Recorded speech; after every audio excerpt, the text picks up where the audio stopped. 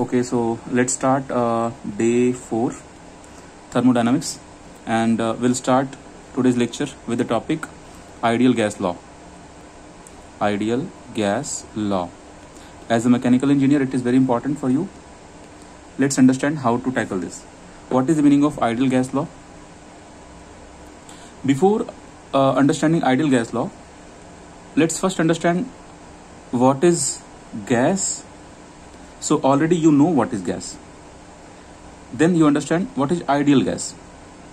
So in our daily life, whatever gases we tackle, for example CO2, N2, O2, H2, or you can say air, everything, CO2, N2, O2, H2, everything, this is real gas. And then we have ideal gas. So what is ideal gas and how ideal gas is different from real gas? So see, there are some assumptions about the ideal gas. When I will tell the assumptions, they will look very awkward. Awkward means actually ideal gases are not there, but after knowing the assumptions, you will really see that okay, assumptions are very awkward. In daily life, what is happening? You have one molecule of gas, you have another molecule of gas, and actually they attract each other. This is the reality about the real gases. But in ideal gases, assumption says a gas will be ideal if there is no attraction force. And ideal gas is also known as perfect gas. Perfect gas. And after this, you have, so this is one kind of assumption. You have another assumption. Suppose you have this chamber, and suppose volume is 1000 liter. And in that I am keeping one small molecule. So this small molecule will also be having volume. So it will definitely occupy the space in the chamber. But according to the ideal gas assumption, it says that molecule will not occupy space. You understand? I mean, how it's possible? In real life, if molecule is there, definitely it will occupy space. But according to assumption, it says no, molecule will not occupy space. So like these are some assumptions about ideal gases. And in real life, we don't have ideal gas, we have real gas. But there are certain range for pressure and temperature. In this range of pressure and temperature, your real gas will behave like ideal gas. It will not be exactly ideal gas, but for certain range of pressure and temperature, any gas will behave like a ideal gas. So what does it mean? Meaning is, suppose you have any real gas, hydrogen. So hydrogen is real gas. It means if you have one molecule of hydrogen, another molecule, they will attract each other. It is real gas. But if you will make a certain range of pressure and temperature, it means from this pressure P1 to this pressure P2, if you are keeping any pressure in between of the chamber, and you are keeping any temperature like from T1 to T2, this temperature pressure values are there. For every gases it is different. Those values we don't have to discuss here. Just an idea we have to discuss. That idea is, if you have a particular pressure and particular temperature, this real gas will behave like ideal gas. Now, why we are going to understand, there is something called equation of state. Equation of state. This equation is also known as ideal gas equation. Ideal gas equation. That equation I will write here. P is equal to PV is equal to nRT. You can also write PV is equal to mRT. You can also write P is equal to rho RT. Like these are some popular formats of the same equation. They all are same equation, only variables are different. Let's understand what is the meaning. Here you see P is the pressure, V is the volume, N is number of moles, R is gas constant, T is temperature. P is pressure, V is volume, M is mass of the gas. Here N is number of mole, here M is mass, here rho is density, R and T are same, gas constant and temperature. Let's understand what is the physical meaning of this equation. Suppose you have a chamber. In this chamber you are keeping some gas. So try to understand what is number of moles and what is mass. Mass you already know, that how much kg gas you are keeping inside. So suppose take one example. Suppose you have 24 pieces of banana. So 24 pieces of banana, you can call this as in two ways. You can say how many kgs you have, or you can say how many dozens you have, or third way is how many pieces you have. Okay, in same way, whatever gas you are keeping inside, that gas either you can read them as the number of molecules, like total how many number of molecules are there. So it is very difficult to count every single molecule. Or you can talk how many number of moles you have, or you can talk how many kg gas you have. So according to given data, you will pick your equation. Here n is your number of moles, here m is your kg, here rho is your density of the gas. What is P and what is V? Right now, whatever pressure is there, the pressure experienced by the chamber, that pressure is pressure P.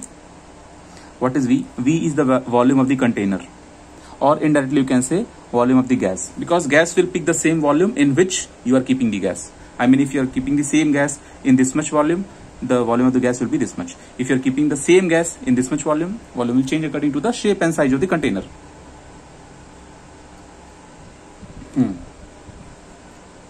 Now see, what is temperature? Temperature of the gas. Try to understand. Suppose there is a container. It is closed container. In this I have gas.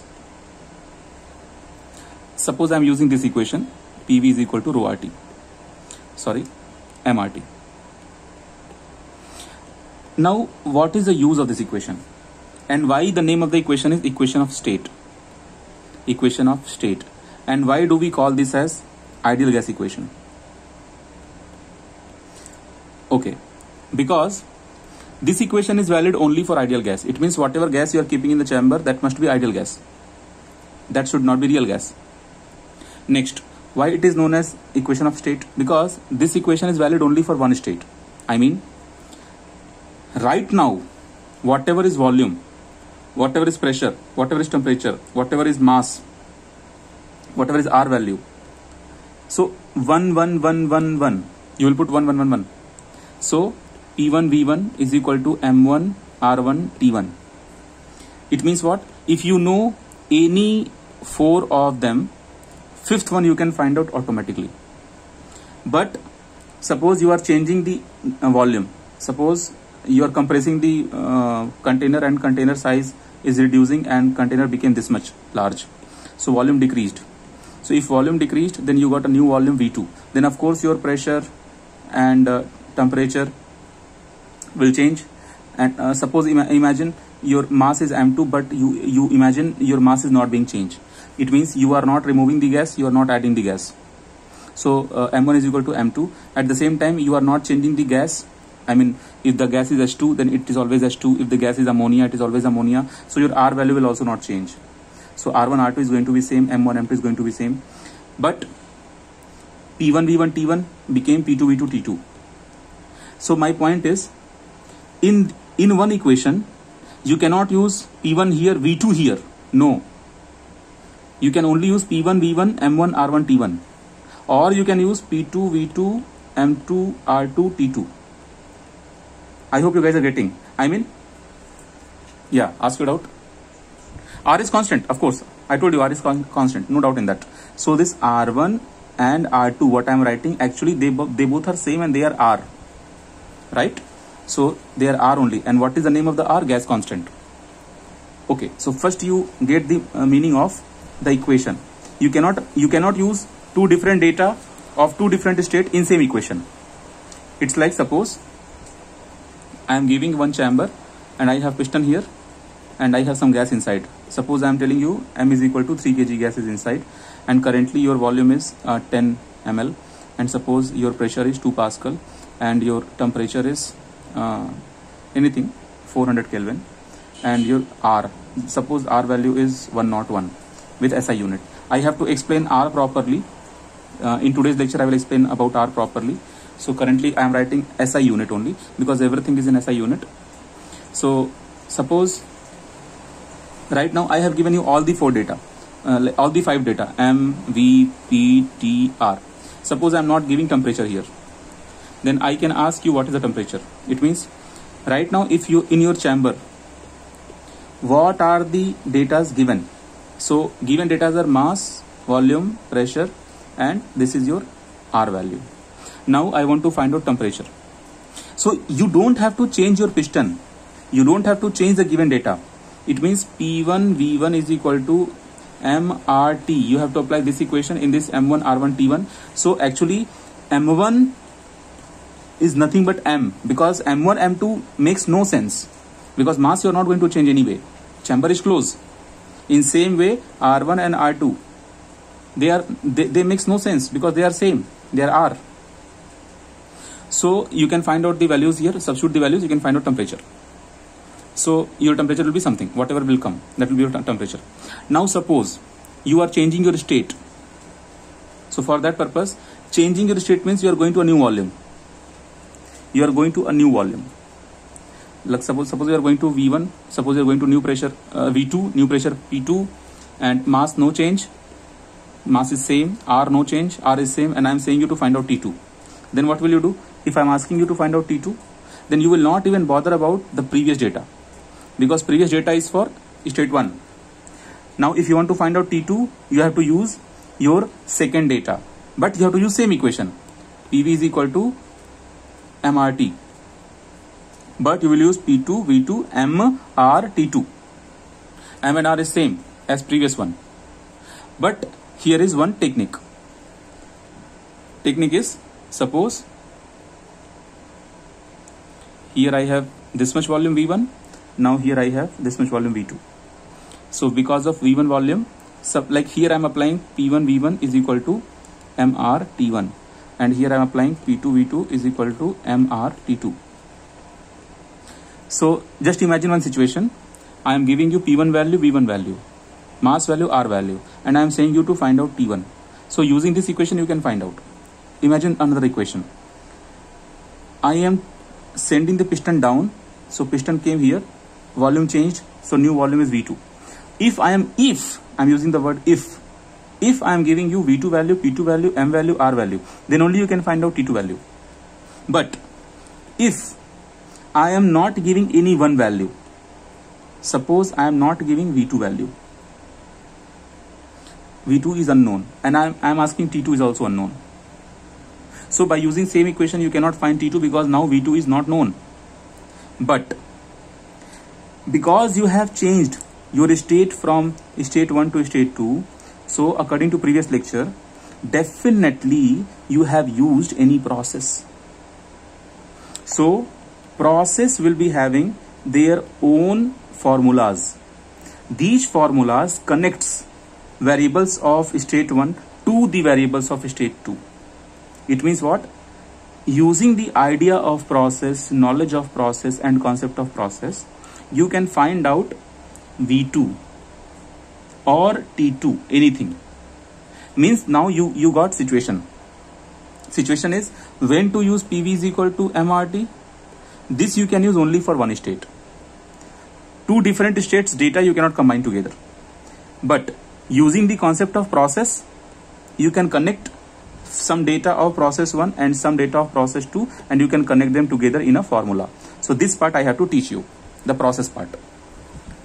Guys, clear about equation of state?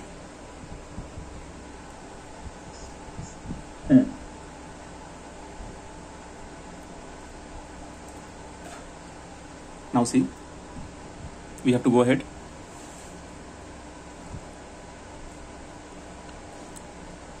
See, trick is, there is PV is equal to nRT. So this you can also write as PV is equal to mRT. This you can also write as P is equal to rho RT. There are some other popular forms. Understand, actually this PV is equal to nRT is ideal gas equation.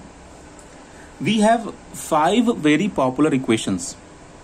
Like for example, Charles law, you might have heard Charles law. Then you have Gay-Lussac law. Then you have Boyle's law. Then you have Joule's law. Like these are some popular laws and Avogadro law. So how will you remember the names of this and the concept of these laws? So for that, I am giving you trick. See, if your temperature is constant, so temperature is a trick here. Trick is temperature giving you some kind of hotness, because of this boiling will come, right? Boiling. So when temperature is constant, then you will be getting Boyle's law. So see, I am teaching you trick wise. So what is Boyle's law? Boyle's law, B-O-Y-L-E-S, Boyle's law. Boyle's law is nothing but, it is a law at constant temperature. When your temperature is constant, then whatever is happening with the system means in PV is equal to nRT, when you will put 1, 1, 1, 1, 1, then this everything will give you values at state 1. Then you apply some process, but what kind of process? Constant temperature process, and you change the values of the state. So you got a new state. You got P2, V2, N2, R2, T2. Again I am saying N is constant because you are not increasing or decreasing the gas. Then R is also constant because you are using same gas. So R1, R2 and N1, N2 will be same. And because you have applied T constant, so T2 will be same as T1. Then what will you do? You can see you got P1, V1 and this value, P2, V2 and this value. So this value is same. It means you can equate P1, V1 is equal to P2, V2. They both are same. So this equation you got from Boyle's law. What is Boyle's law? Boyle's law is nothing but when temperature is constant and you are doing some process, then how will you connect the variables of state 1 with the variables of state 2? That's all. Now you have Charles' law. In Charles' law, what are we going to do? We are going to do pressure constant. Try to understand. PV is equal to nRT is your equation. In this equation, I am going to take pressure constant. When your pressure is constant, then you can see your equation. Volume is not constant, temperature is not constant. So you do one thing, like in previous question, in previous law, PV is equal to nRT, and nRT both were constant, all the three were constant. So you can write here constant. So your PV is equal to constant. It means what? Your P1 V1 and your P2 V2 and your P3 V3, like at all the states you will be getting same multiplication. In same way, if the pressure is constant, nR is already constant, then you do one thing, you write V by T is equal to nR by P. This is constant, this is constant, this is constant. So like this, everything was constant here. So you do one thing, here also you write constant. It means V by T is equals to constant. So it means ratio of volume and temperature is going to be constant.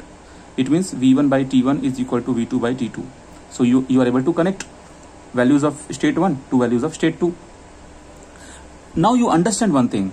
Here in this process also your volume is changing from V1 to V2. In this process also volume is changing from V1 to V2. But this process is different because here we have considered temperature constant. So you will apply P1 V1 is equal to P2 V2, that is Boyle's law. Here also volume is being changed, but that is because of pressure constant. So here you will apply Charles' law. So what is Charles' law? Charles' law is nothing but it works on constant pressure. It says at constant pressure your volume is proportional to temperature. You can see clearly here, this is constant, this is constant, so volume is proportional to temperature. This is what Charles' law means. If temperature will increase, volume will increase. That is the meaning. Here you can see PV is equal to constant. In Boyle's law, PV proportional constant by C. You can write like this. It means volume will increase, pressure will decrease.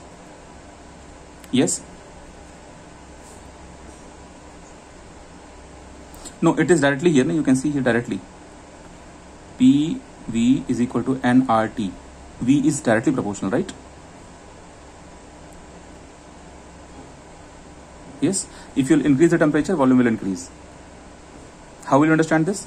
Nothing. You take a chamber. In this you take some gas and you start heating the gas. So this piston will start shifting up. Okay? Yeah. Very good. So here we understood Boyle's law and we understood Charles' law. So in case of Boyle's law, temperature was constant. In case of Charles' law, P was constant, pressure was constant. You have a trick. Boyle's law sounds like boiling, correct? Boiling. So you can remember, okay, boiling means temperature. So Boyle's law means temperature constant.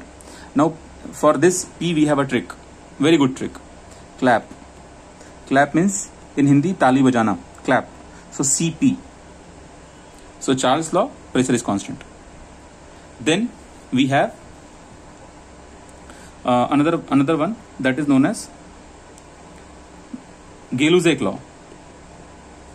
The spelling is Gay, Lussac, Gay-Lussac's law. In this law, what happens?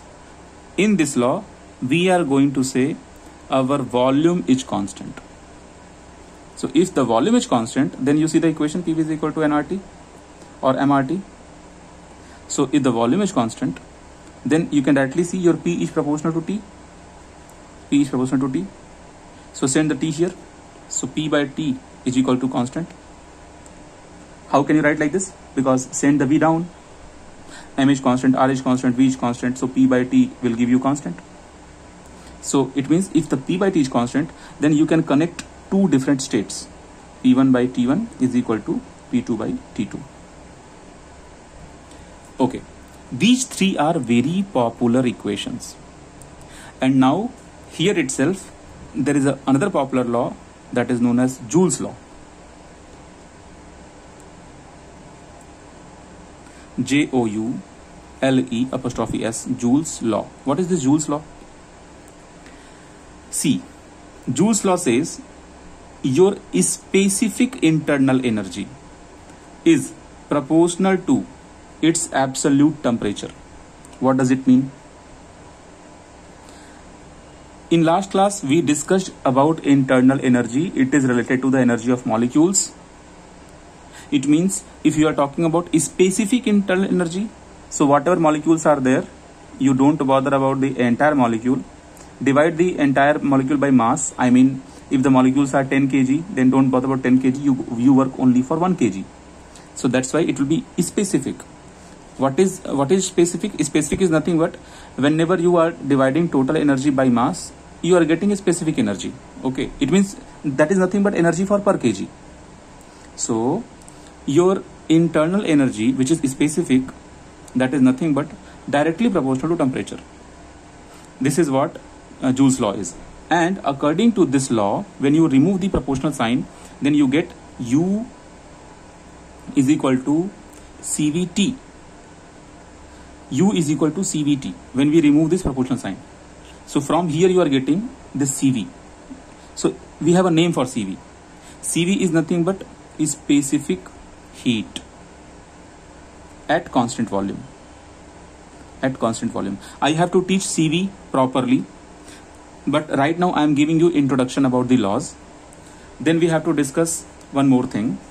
If there is change in internal energy, that will be only because of the change in temperature. It means change in internal energy, total change I am finding. So mass must be multiplied and CV T2 minus T1. At T1 you had some energy, I mean internal energy, and at T2 also. Subtract both, you will be getting change in internal energy. Okay. Now we have to discuss the last law, that is Avogadro law. Then we will discuss some numericals. So we are going to discuss Avogadro. Spelling is AVOGADRO, Avogadro's law. See what is this. Here in the equation, PV is equal to nRT, correct? According to this law, if you will take the same pressure, same volume and same temperature, then number of molecules will be automatically same. Suppose you have any container. In this container, you don't know how many number of molecules are there, suppose n. But you are measuring pressure is P1, volume is V1 and temperature is T1. And you have another chamber. In this chamber also, you have another pressure P2, another volume V2, and another T1, T2. So according to this formula, you check out your PV by RT is nothing but the N value. It means if your pressure, volume and temperature, these three things are same of both the chambers, then automatically N will be same. Means number of molecules will be same. And R is always same because you are using same gas. Like here also, for example, here also carbon dioxide you are using, here also carbon dioxide you are using. So this was about the laws. Now, very, very important phenomena. If roughly I ask the values of, now see, some students are confused about the gas constant. So now I am taking session properly on the gas constant. So let's understand gas constant.